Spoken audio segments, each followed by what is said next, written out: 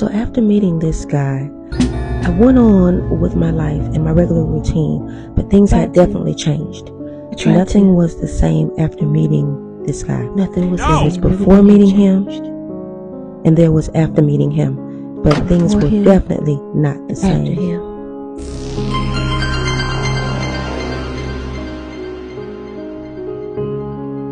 Things had changed. Everything changed. So I would be driving to the store or someplace, and the pictures that he'd given me kept falling into my lap. These pictures kept falling. How about these pictures kept falling out of the sunvisor? Even though the sunvisor would be closed, they would just fall out on their own. And I thought that was so strange. At first, I didn't think it was like strange. I was just like, it was strange. The thing is closed. Like, how are they slipping out? Nothing else is slipping out. It's just these pictures. But then it kept happening. I would move them to the console. I would move them to the glove box. I would move them under the seat, and they just kept like appearing. So, like I said, it was strange, but it wasn't enough for me to really like think a lot of it, you know. So the picture kept falling into my lap while I was driving. And eventually it caught my attention. It got my attention. And I started staring at the picture, wondering what kind of guy this was and how he would be. Would he be? As a guy friend. Would he be a good boyfriend? And I got curious. Possibly. So I called him and I let him know that I'm going to be out of his area and I want to visit him and I would really like to see him. So he says, well, I'm not going to be at home. I'm going to be at work, but you're welcome to come. I get off early. Just wait for me. I'll be there. So he says that my cousin will be at the house and he can, let me in. Matter of fact, he'll even meet me at a designated location who had so the that I woman won't get lost, trying to find kissing him all over his face.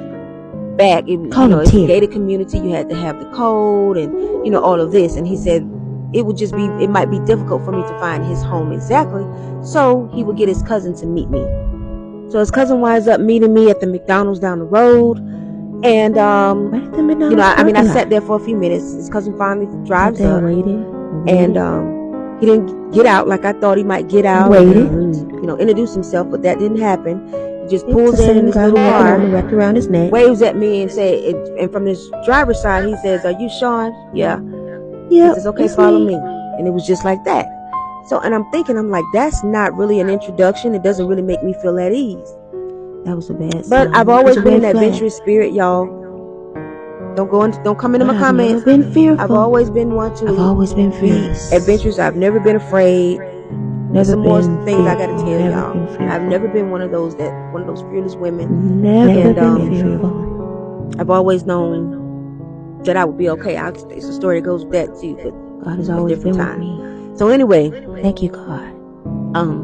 I follow him. Now listen to me. This is where it gets a little weird. While I'm driving, I hear this little bitty voice, sounds like a little ant voice, and it says, like a little ant. Turn around. The sweetest voice. I'm like, what? Like, I've called this guy, I've made the arrangement to meet up with him. He had his cousin come meet me. Like, all of these arrangements have been made, and now I'm following this guy to the house. And I hear this voice say again, turn around. Turn around. And I said, okay. After the third time, I said, okay, I'm going to turn around. So I'm thinking, I'm right behind him, following him, right? I'm right behind him, following him. And I'm thinking, okay, yeah, I'm going to turn around here. But then traffic comes, where I couldn't turn around, couldn't make a U-turn right there. And then I said, I'm going to turn around right here in this gas station. Well, he sees me and he follows me. And he's like, come on. So he's, pulling me, waving out of the window. Come on. So I shake the fearful voice off and I say, it wasn't fear. It's nothing. I'm just going to, just visit for a short while. I'm not going to be there that long. So I didn't hear that voice anymore. I follow the guy. We get to the house.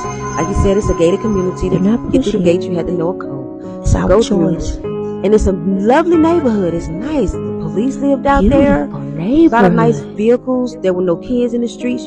I know expensive cars. Listen to my guardian angel when she told me to turn around. I know it. Okay? I know that now. I know that was her voice. Remember, I've done videos on this. I've told you guys that they have this quiet little, still little voice. It's like a little ant voice. It's so light and so sweet. They don't yell at us or anything. Angels are angels. Angels are Guardian real, angels. y'all. I know All I should real. have listened to my guardian angel when she told me. I know this, Live and learn. but I did.